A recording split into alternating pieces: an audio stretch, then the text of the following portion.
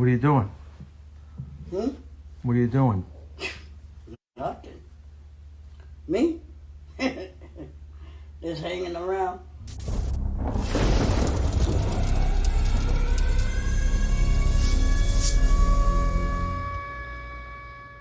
What's going on, Canes fans? Now, let's just go ahead and set something straight and establish this at the beginning of the video. I fully understand that this was just Bethune-Cookman. There are going to be opposing teams fans that try to jump in the comment section and troll us for being happy that we won a football game. But it would be the same fans that would be clowning us if we lost it.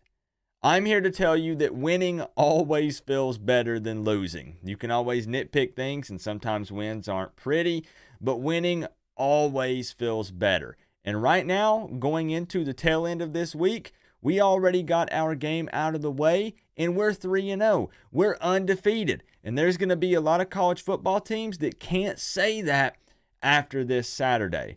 And yes, I am still throwing a couple of shots and some things at Bethune-Cookman. I know you saw the intro, but we're enemies on game day. So it is what it is. Now, before we dive into this initial reaction, I would like to ask one little favor. If you could double check and make sure that you are subscribed to this channel. This makes year number 7 of covering the Canes here on YouTube. And I personally feel like only 3 weeks in that this is some of the most fun that we've had in the history of this channel. And it's not too late for you to join in on the fun. So just double check and make sure that you are subscribed to the channel. So let's go ahead and jump into this initial reaction. And the first thing I want to say is Miami did what they needed to do to get a comfortable win tonight. And I'm going to talk about some positives and some negatives, but we need to remember, and no excuses, absolutely no excuses for any mistakes. But don't forget that this was a Thursday night game, so a short week to prepare, coming off of a very physical and emotional game just last Saturday night against the Aggies. The first team went into halftime with a 34-0 lead, and that provided enough of a cushion to see the 2s and 3s and beyond in the second half of the ball game, and that provided some very valuable snaps for the young guys. And if I recall correctly, Mario decided to let quarterback Emory Williams have one drive with the first team offense to start the third quarter. And I mean, Emory is the second team or third team quarterback, whatever you want to call it, but I'm talking about the surrounding guys. First team O-line, first team wide receivers. At least the majority of the first team was out there with him, and it went well. Emory continues to look like a natural out there. And we got to see the speedster running back Christopher Johnson kick a run to the outside, turn on the jets, and leave everybody else in the dust for a touchdown. That put the biggest smile on my face. Reuben Hurricane Bain recorded his first sack as a Miami Hurricane, and Jaden Wayne made his presence felt on the edge. Both of those guys have very bright futures at Miami, and I'm very excited to see what they can continue to do. And how about that killing blow from cornerback Damari Brown? You know, the one on the running back where he literally knocked his helmet off. Whoo! In the wide receiver room, Xavier Restrepo continues to be that guy, and he fought for that yak all night long. Well, at least while he was in the game, because of course the starters got pulled. And Brashard Smith is out there continuing to make an impact on special teams, and he caught a touchdown pass. So happy for those guys. And don't think I forgot about all those Don Chaney Jr. doubters. That guy is continuing to impress as long as he can stay healthy and they keep feeding him the ball. I'm telling you, that guy can be special. Obviously, multiple guys in that running back room can be special, and we're so blessed to have the depth there, and we don't even have everyone healthy. Trevante Citizen is still not healthy yet.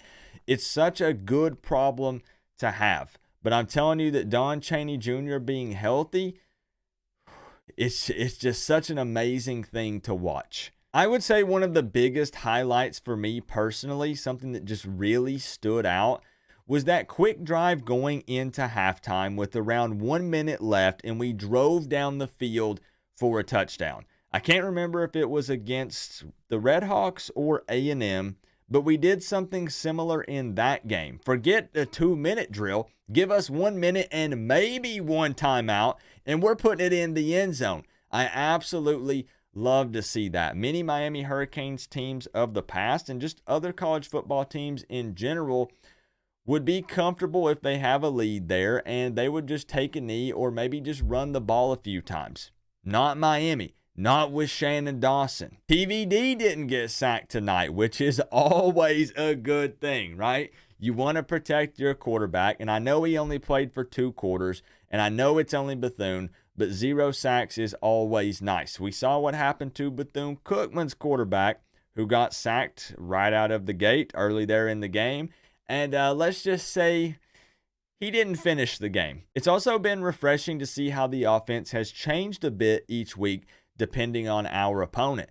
Shannon Dawson is a guy that doesn't just march out there with the same game plan week in and week out. He actually adapts. Who would have thought? A modern OC that makes adjustments week to week. But let's also mention a few of the negatives before we jump over and take a look at the stats and the score prediction board to wrap this thing up, because there's always some bad that comes with the good. No game is perfect. And I will say there's definitely a noticeable gap between the 1s and 2s, honestly, both offensively and defensively. But that is to be expected. So I'm not going to harp on that too much. I know that Mario is really pushing to close that gap with both coaching and recruiting. So I do feel like that we'll get there with time, but I still wanted to mention it. And it was very important in this game. You know, people were harping on, the defense, should have been a shutout. They gave up 7, but those were, once again, very valuable snaps for those young guys. They are going to mess up probably more often than you're going to see from first-team offense or defense. It is what it is. Again, this is something that can be fixed with time, with coaching, with recruiting as we build more depth, and it's okay.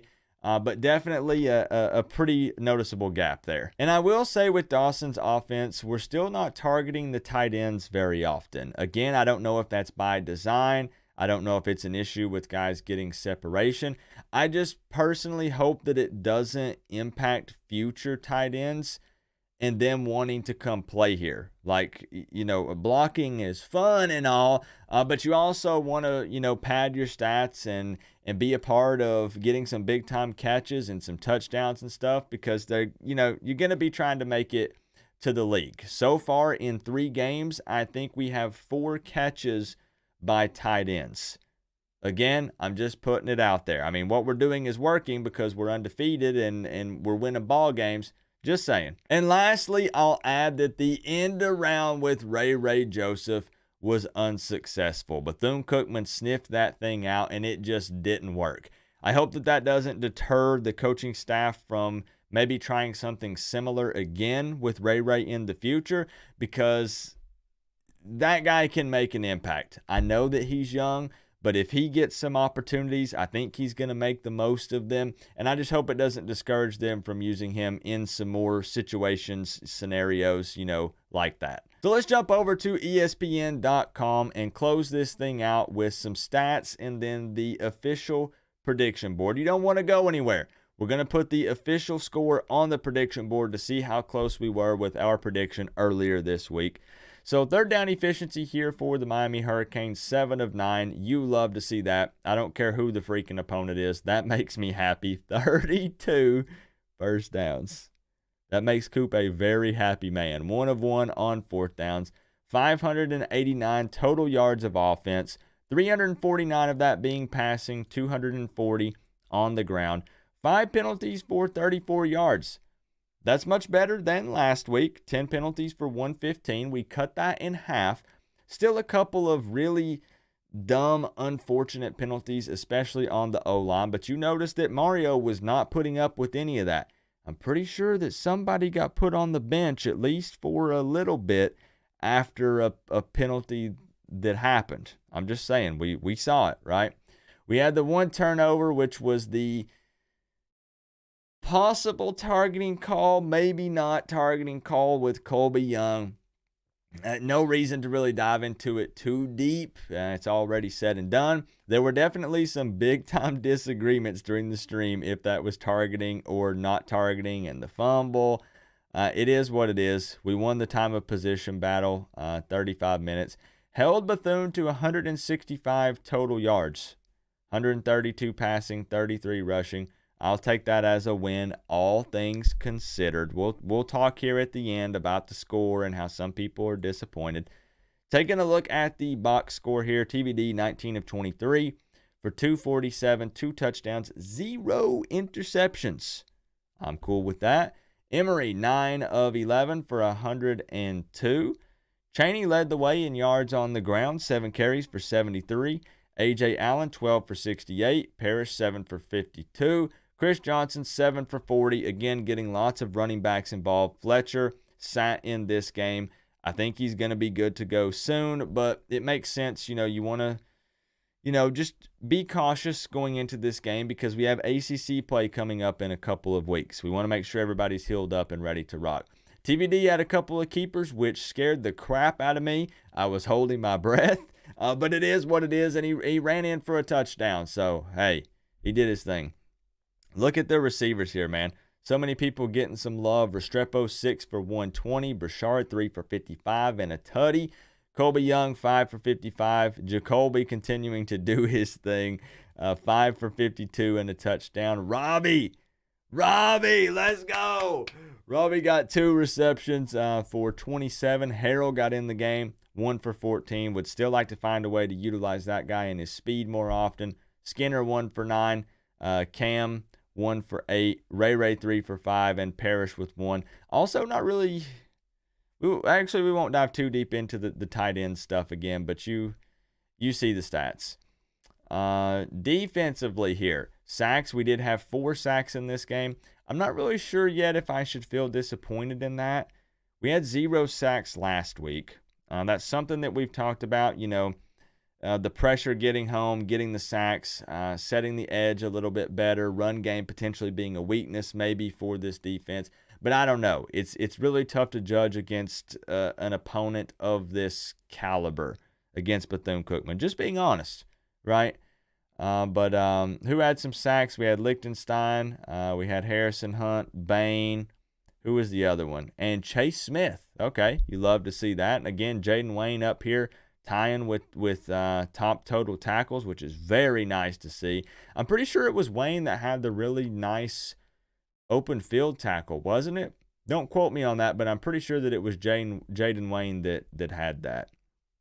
Again, Burchard doing his thing in special teams. Borregales did not have to kick a field goal tonight. 5 of 6 on extra points. I'm pretty sure I had a lot of people tell me that was a bad snap. I'd have to go back and watch the game to really say for sure.